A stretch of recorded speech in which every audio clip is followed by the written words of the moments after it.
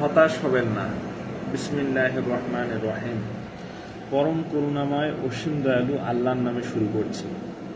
হে আল্লাহ, আকাশসমূহ ও পৃথিবীতে যা কিছু আছে সবই তার কাছে সাহায্য প্রার্থনা করে। প্রতি মুহূর্তে তিনি কাজেরত। সূরা আর রহমান আয়াত 29।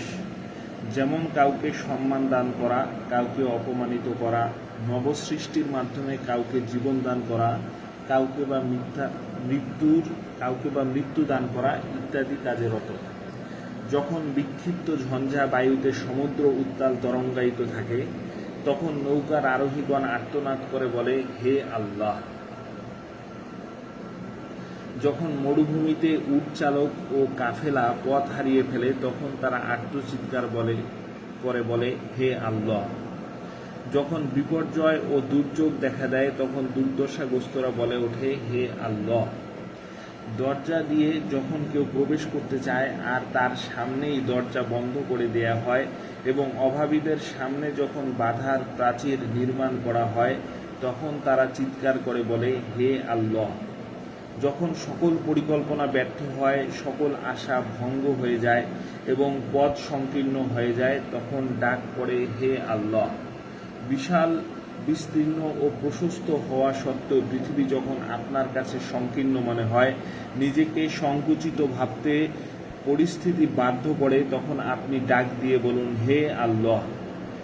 সকল ভালো কথা, একান্ত অনুনয় বিনিময়, নিরপরাধীর আখিজল এবং বিপদগ্রস্তের সাহায্য প্রার্থনা সবই আল্লাহর দরবারে পৌঁছে। অভাব অনটন এবং বিপদ আপদের সময় দু হাত ও দু চোখ তার দিকেই প্রসারিত হয়। জিহ্বা তার নাম সুমধুর কণ্ঠে জপে। আল্লাহ সুবহানাহু ওয়া তাআলা কতই না উত্তম ও উৎকৃষ্ট, কতই না মহান।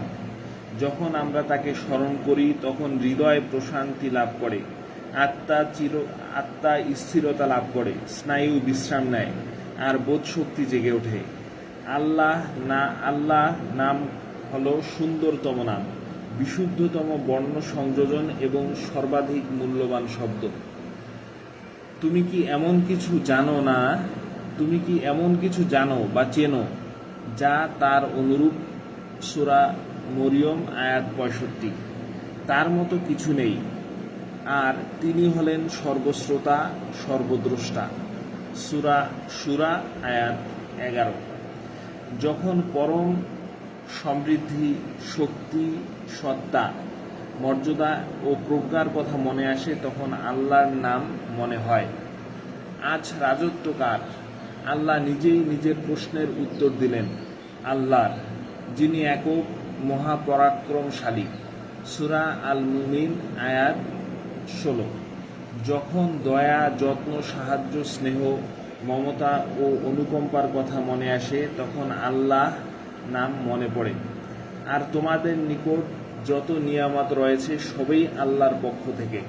সূরা আন-নাহল আয়াত 53। আল্লাহ হলেন মর্যাদা, মাহাত্ম্য ও শক্তিমত্তার অধিকারী। হে আল্লাহ, আরাম আয়েশকে দুঃখ কষ্টের স্থান দখল করতে দিন। হতাশ হবেন না। হে আল্লাহ, ঈমানের শীতলতা দ্বারা হৃদয়ের জ্বালা নিবারণ করুন। হে আমাদের প্রভু, বিনিদ্র রজনী যাপনকারীকে সুখ নিদ্রা দান করুন এবং অসুখী আত্মাকে শান্তি প্রদান করুন। হে আমাদের প্রতিপালক, বিভ্রান্তদেরকে আপনার আলোর এবং পথভ্রষ্টদেরকে আপনার হেদায়েতের পথে পরিচালিত করুন।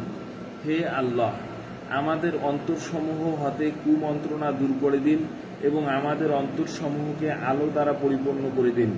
মিথ্যাকে সত্য দ্বারা ধ্বংস করে দিন এবং শয়তানের কুচক্রকে আপনার ফেরেশতা বাহিনী দিয়ে দুমড়ে মুচড়ে দিন। হে আল্লাহ, আমাদের থেকে দরিদ্রতা, ক্লেশ ও উদ্বেগ চিরতরে দূর করে দিন। আপনাকে ব্যতীত অন্যকে ভয় করা, আপনাকে ছাড়া অন্যের ওপর ভরসা করা, আপনাকে বাদ দিয়ে অন্যের প্রতি আমাদের পূর্ণ আস্থা স্থাপন করা এবং আপনি ছাড়া অন্যের নিকট সাহায্য প্রার্থনা করা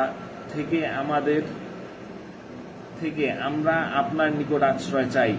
আপনি হলেন সর্বোৎকৃষ্ট পৃষ্ঠপোষক এবং পরম উৎকৃষ্ট পালনকর্তা ও রক্ষাকর্তা। আমি যে পড়াটা আপনাদের পড়ে শোনালাম, যে পাঠটা, এটা হলো লাহ তাহজান বইয়ের প্রথম যে পাঠ, 1 নম্বর যে টপিকটা ছিল সেটা। টপিকটার নাম ছিল হে আল্লাহ। আমার খুবই ভালো লাগলো এই জায়গাটা পড়ে। আপনারা পড়বেন, যদি ভালো লাগে ইনশাআল্লাহ বইটা পড়ার চেষ্টা করবেন।